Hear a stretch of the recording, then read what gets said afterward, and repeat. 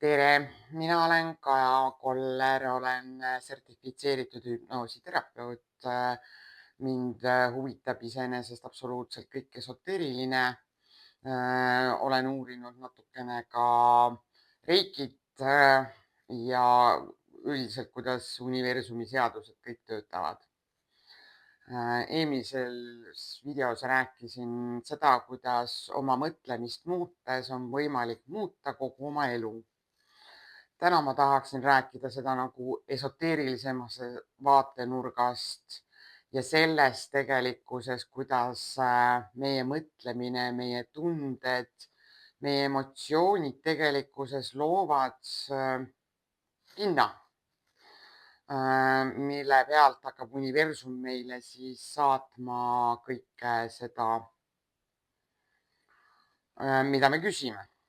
Oleks vast kõige parem panna sõnadesse.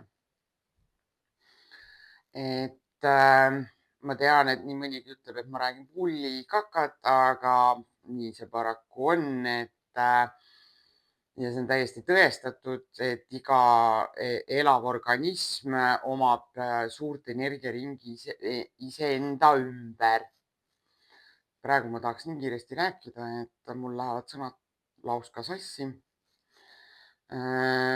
Sest seal on nagu nii palju infot, mida ma tahaks teiega jagada. Alustame siis algusest. Mina kui elav olevus, minu ümber on aura energiaring, mis ulatub minust tegelikult 7 meetri kaugusele ja seda on täiesti võimalik mõõta, et seda on teaduslikult täiesti tõestatud. Ja sellest tulenevalt ongi see koht, kus meie sõnad, mõtted omavad nüüd väga suurt tähendust.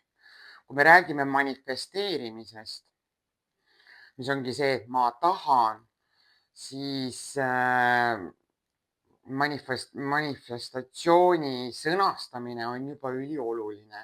Ma tahan tähendab seda, et sa ihkad midagi ja sa saadadki universumile välja signaali, ma tahan. Ja sa jäädki tahtma, sest universum vastab sulle sellega, et sa ainult tahad. Ja nii ongi. Sa ei saagi mitte midagi. Siin tuleb nüüd muuta seda oma signaali, kuna meie töötame nagu raadiojaamad. Me nagu väljutame teatud sagedust universumile. Olgu see siis rikkusteadvus, vaesusteadvus või see, et ma tahan teadvust. Aga me ei väljuta seda, et mul on, ma olen rikas. Mitte, et ma tahan, vaid ma olen. Et sa peadki nagu rääkima ja käituma ja saatma seda signaali universumile, et sul on see juba olemas. Ja tema hakkab sulle siis vastama, ahaa, sa oled rikas. Nii, saadame sulle rikkust juurde, sest see on see, mida sa tahad. See on see, mida sa peegeldad. Küllust, tänulikkust, armastust. Ja see tuleb sulle siis nagu tagasi, sest universum hakkab sulle seda sama sagedust saatma, mida sina saadad talle. See oleks nagu kõige lihtsam näide siin oleks tuua praegu välja nagu raadiojaam. Et sa tahad kuulata raadiojaamast mingit kindlat muusikat, mingit kindlat raadiojaama kuulata. Aga kui sa seda raadiojaama õige sageduse peale ei keera, siis sa seda muusikat ilmselt ei kuule. Eks sa kuuledki ainult sahinat. Täpselt samamoodi töötab nagu kogu meie olemus ja meie organism ja meie kõrgem mina. Et me saadame universumile sõnumi, millele tema siis reageerib. Mulle hullult meeldib see ütlus tegelikkuses, et just see, et see pilt nagu siin nüüd ja praegu, täna, kes ma olen ja mis ma olen, on see, mis ma tegelikkuses olen rääkinud ja universumile saatnud tegelikkuses terve oma eilse, üleeilse nädala, kuu, aasta tagasi nagu. Et ta saadabki meile täpselt seda nagu, sest see on see peegeldus. Vot see ongi nüüd see universumi peegeldus.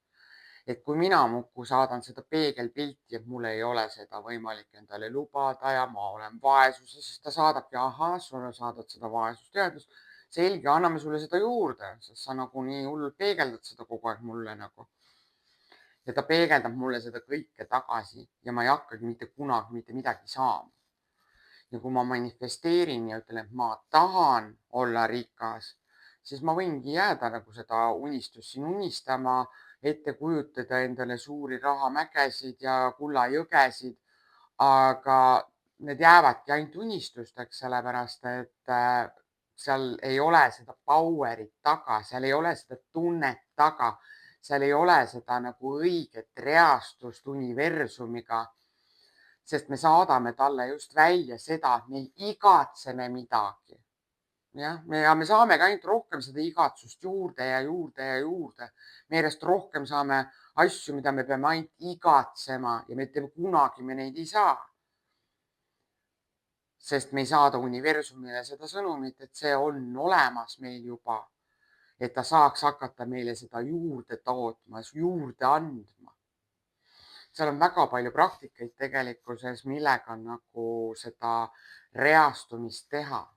Täpselt sama teema on ju tegelikkuses, kui me räägime siin kvantfüüsikast ja sellest, et tegelikkuses iga hommik, kui me ärkame, on meil võimalik valida see reaalsus, milles me elame ja milles me oleme. Põhimõte on täpselt sama.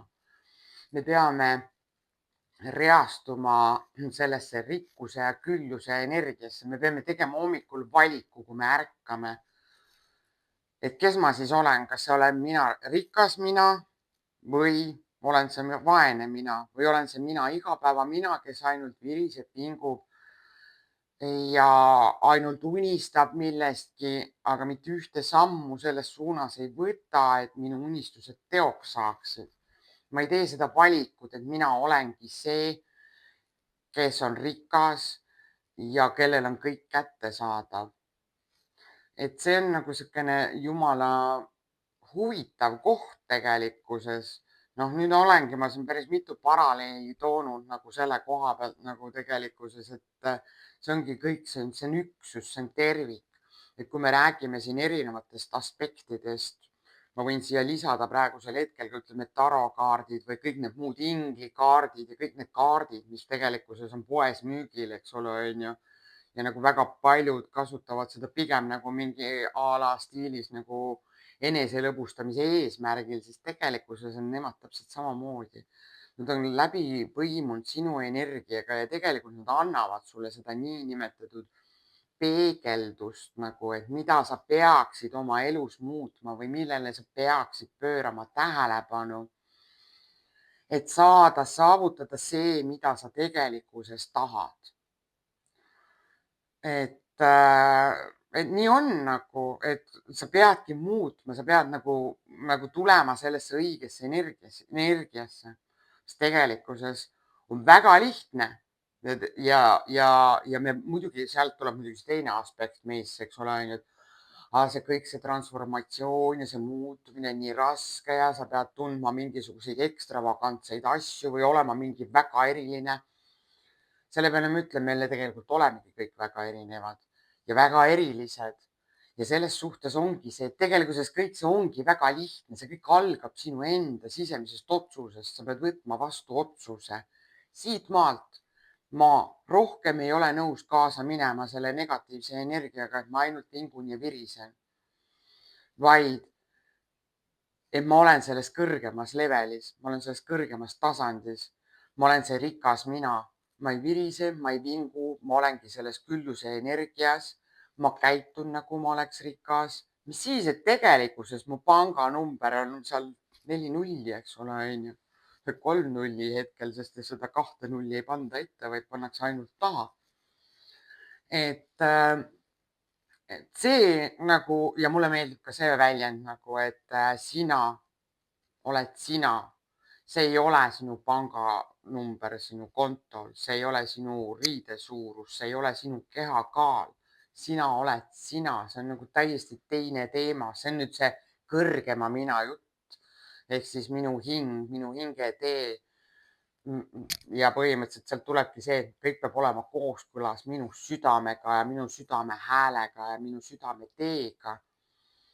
Noh, ehk siis see tähendabki seda, et ma peangi reastuma sellega nagu, kes ma olla tahan ja ma pean võtma samme selles suunas, et minust saaks see, kes ma olla tahan. Et ma hommikuti teengi nagu meditatsioon, järjekordselt niisugune väga keeruline ja raske teema. Ma vaatan, et ma vean tänasesse salvestusse nagu liiga palju erinevat infot nagu. Et selleks, et saada nagu õigesse reastusse nagu jah, peaksid sa muutma juba oma hommikurutiini. Sa peaksid juba hommikul hakkama ennast häälestama kõrgemasse sagedusse, kõrgemasse energiasse. Sa pead juba hommikul hakkama mõtlema sedapidi, et tähendab, et täna on see kõige imelisem päev, täna ma olen see rikas, ma käitun nagu rikas, ma riietun nagu rikas, ma räägin nagu rikas. See on see alustala selleks, et universum saaks selle õige signaali. Olenemata sellest, et tegelikkuses sul pole pangaarvel sentigi, sul võib-olla on arved maksmata pooled, aga sa käitud nii, sa räägid nii. See, et sul on midagi, mida sa poest tahad nii väga osta, aga sul pole selleks nagu finantsi, siis sa mitte ei mõtle seda sedapidi, et isver, susver, ma tahan seda nii hullult, aga ma ei saa seda endale lubada. See on juba vaesusteadvuse mõte. Sa pead leidma sinna alternatiivse mõtte, sa pead sinna leidma alternatiivse tunde. See on minu oma. Lihtsalt hetkel mul on raha investeeritud mujale, ma hetkel teda veel ei soeta, aga kuu aja pärast on ta minu oma. Et see on see mõtlemise ümberreastamine. Kui me hakkame rahast ja rahablokeeringutest rääkima, siis tuleb siit täpselt sama asi välja. Et sa peadki muutma kogu oma mõttemaailma selle koha pealt nagu, kuidas minna sellesse kõrgemasse energiasse, kuidas selles püsida. Loomulikult alguses ma võtan selle otsuse vastu, ma võib-olla tõesti suudangi seda tunnet ja mõtet ja olekut hoida üleval ainult seal võib-olla 5-10 minutit, kui ma nagu põhimõtteliselt olengi omaette nurgas, teen meditatsiooni. Aga see on kõik praktiseerimise küsimus. See tähendab, see näitab seda, kui palju sa oled nõus panustama oma ideaalse tuleviku jaoks, selle oma niinimetatud kujutletava tuleviku mõttes, kui palju sa oled nõus tööd tegema. Et kui me siin räägime, eks ole, on ju, et sa pead panustama, et saavutada seda, mida sa tahad, siis ja mina aastaid olen kogu aeg mõelnud, et mul ei ole mingeid imelisi ideesid, et mingid miljonid teenima hakata, kuni pool aastat tagasi ma tegelikkuses jõudsin väga suure taipamise juurde. Juba ainuüksi see on megatöö, mida sa teed iseendaga, et püsida ja reastuda kõrgemasse energiasse, olla selles energias, kus sul kõik on juba olemas tegelikult. Küllus, rikkus, edu, õnn, armastus, tervis ja tegelikult see kõik ongi meile kättesaadav. See on järjekordselt üks blokeering, et nagu sünnist peale äkki võib-olla oleme me kõik kogenud seda, et meile öeldakse, et kõik ei saa. Vaadake nagu, kui te oma lapsigi kasvatate nagu, et sul ei ole võimalik talle lubada teatud asju finantspõhjustel, võib-olla sul pole isegi piisavalt aega, et lapsega tegeleda. Ja siis me põhimõtteliselt ütlemegi, et see on nagu klišee, see on nagu traditsiooniline kasvatus, et me ei saa kõike. Et kui sulle veab armastuses, siis sulle ei vea rahas, kui sul nagu veab õnnega, siis sul ei ole armastust, mida iganes, et umbes, et me ei saa kõike. Et see on nagu juba tegelikkuses juba meile niimoodi sisse kodeeritud blokeering, et tegelikkuses sellest välja tulemine on omaette juba tegelikkuses suht suur töö. Ja selle töö pead sa tegema siiski sina ise, et seda nagu otseselt skip ida ei saa. Seda küll saab küll põhimõtteliselt kiirendada, võttes kaasa nüüd hüpnoositeraapia. Nüüd on see koht, kus ma teen endale reklaami. Et hüpnoositeraapia on nüüd selline huvitav koht, kus ju tegelikkuses toimub alateadvuse kodeeringute ümberkodeerimine. See nüüd on see koht, kus tegelikult on võimalik kiirendada protsesse enda arengus, enda tuleviku elu kiiremaks kohale toimetamiseks. Sest hüpnoos hakkab ümber kodeerima neid blokeerunud uskumusi või kinnistunud uskumusi, mis alateadvus on meis, mis on meie alateadvusesse sisse kodeerunud. Ja ta põhimõtteliselt hakkab neid siis nagu ümber kujundama. No kiirematel inimestel selle ümberkodeerimisega on 21 päeva. Aga tegelikkuses alateadvuse või uue harjumuse sissekujundamiseks kulub tegelikkuses inimesel 68 päeva.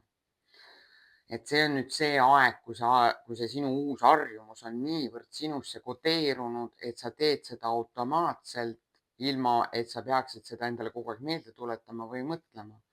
See on täpselt sama teema, nagu tegelikkuses on ju harjumuspärane hommikuti hammaste pesemine. Sa ei tee seda, et sa mõtleks selle peale, sa lihtsalt lähed ja teed, sest see on sinu niisugune sisse kujunenud harjumus juba, et sa ei kasuta selleks enam mõtlemist, vaid see tuleb sinus automaatselt.